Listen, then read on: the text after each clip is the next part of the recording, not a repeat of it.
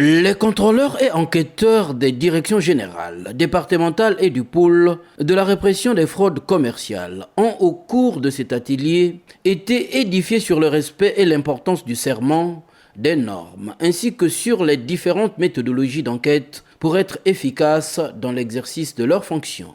Pour être efficace au niveau de l'enquête, il faut connaître d'abord qui est enquêté. Alors cette question nous amène à chercher à établir la relation qui doit exister entre le contrôleur et l'enquêté.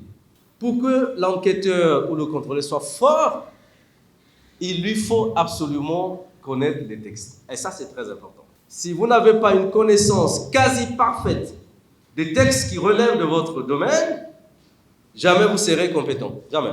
Vous ne ferez jamais votre enquête avec dextérité. Cette initiative, émanant de la volonté du directeur général, vise à bâtir une stratégie adéquate pour améliorer la performance des actions menées par cette entité publique.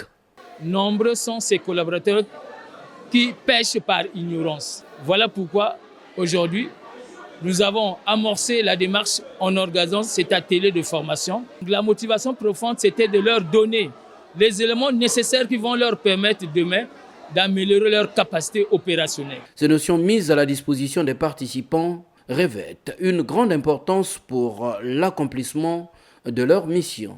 Nous sommes enquêteurs, nous recherchons les indices nécessaires pour engendrer une mission de contrôle sur le terrain, parce que quand les contrôleurs sont bien formés et savent comment faire le travail, eh bien, ils vont mener des missions qui vont faire entrer l'argent dans les caisses de l'État. Donc, d'où l'importance de cette formation.